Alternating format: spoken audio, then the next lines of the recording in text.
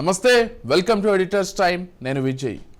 Phone tapping కేసులో మరొక కీలక పరిణామం అయితే చోటు చేసుకుంది. ఆ కేసులో ఉన్నటువంటి ఏ ఒక్కరిని కూడా వదిలిపెట్టే సమస్య లేదని west zone DCP Vijay Kumar అయితే స్పష్టంగా నిన్న ఆయన వ్యాఖ్యలు కూడా చేశారు.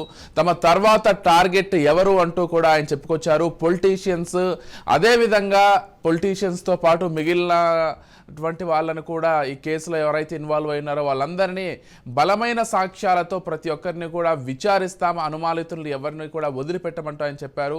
ఇక ప్రభాకర్ రావు ప్రస్తుతం విదేశాల్లో ఉండగా మరొకరి కోసం గాలిస్తున్నామంటూ కూడా ఆయన చెప్పుకొచ్చారు. రాజకీయ నేతలను సైతం విచారిస్తామని చెప్పారు ఈ విజయ్ కుమార్ అయితే. ఇక మొత్తంగా పొలిటీషియన్స్ వ్యవహారంపై సాక్ష్యాలు సేకరిస్తున్నట్లుగా ఆయన పేర్కొన్నారు.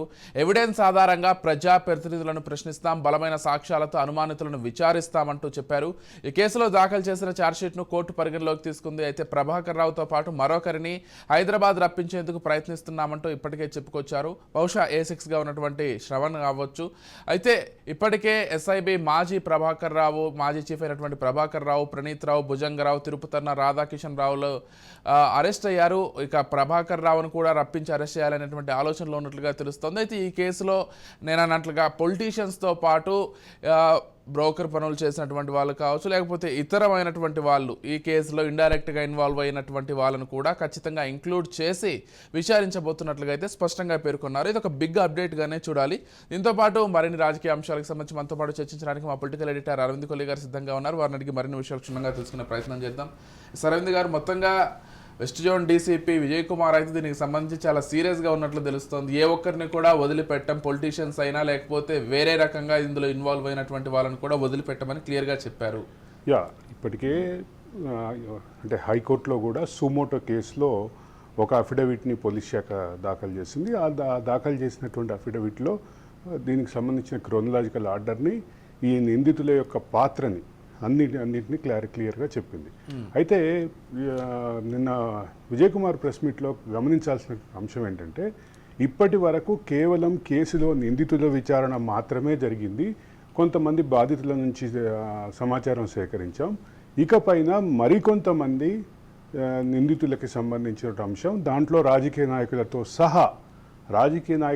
సహా అన్నారు. కాబట్టి రాజకీయ నాయకులు మాత్రమే కాకుండా మరికొంతమంది దీంట్లో పాత్రదారులు, అదే సందర్భంలో ఈ ఫోన్ ట్యాపింగ్ ఆధారంగా జరిగినటువంటి నేరాల పరంపర, ఆ నేరాలకి సంబంధించినటువంటి అంశాలు, వీటన్నిటినీ కూడా విచారణకు పిలిపిస్తాం, వ్యక్తుల్ని విచారణకు పిలిపించడంతో పాటు కేసులు కూడా నమోదు చేసే అవకాశాలు ఉన్నాయని ఏదైతే విజయ్ కుమార్ చెప్పారో అది ఒక క్లియర్ ఇండికేషన్. ఎవరిని వదిలిపెట్టము అని చెప్పడంతో పాటు ఈ కేసు యొక్క గ్రావిటీని కూడా క్లియర్గా విజయ్ కుమార్ ఎక్స్ప్లెయిన్ చేశారు. అయితే ఈ కేసులో పాత్రదారులు ఎవరెవరు, సూత్రధారులు ఎవరెవరు, పాత్రదారులలో ఉన్నటువంటి వాళ్ళల్లో ఎవరెవరి పాత్ర ఎంత, వీటన్నిటిని కూడా పరిగణలోకి తీసుకొని ఆరోపణలు వచ్చినటువంటి వాళ్ళ మీద కూడా ఖచ్చితంగా విచారణకు పిలిపిస్తామని చెప్పినటువంటి నేపథ్యంలో, అదే సందర్భంలో 20వ తారీఖులోపు మరొక అఫిడవిట్ కూడా వేస్తున్నటువంటి నేపథ్యంలో పోలీస్ శాఖ ఇస్తున్నటువంటి క్లారిటీ ఏంటంటే, ఈ కేసులో ఎవరిని నిందితులను వదిలిపెట్టము, అదే సందర్భంలో ఆరోపణలు ఎదుర్కొన్నటువంటి వాళ్ళందరినీ విచారణకు పిలుస్తామని. సో ఆరోపణలు వచ్చినటువంటి వ్యక్తులకు సంబంధించినటువంటి పాత్ర, దీని మీద పూర్తిస్థాయి క్లారిటీ వస్తే అప్పుడు పూర్తి స్థాయిలో దీనికి ఒక క్లారిటీ వస్తుంది అని అర్థం చేసుకోవాలి విజయ్.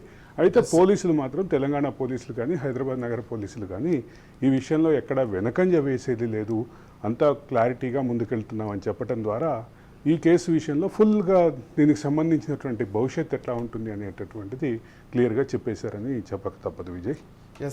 అంటే ఈ కేసులో కేవలం పొలిటీషియన్స్నే మాత్రమే కాదు, వేరే రకంగా ఇన్వాల్వ్ అయిన వాళ్ళని కూడా వదిలిపెట్టమంటే ఆ వ్యాఖ్యల సారాంశం అయితే అర్థమవుతుంది.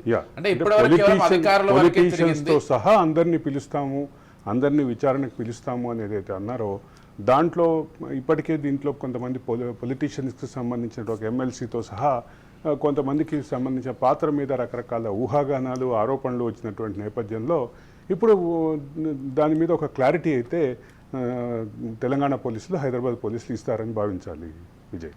ఎస్.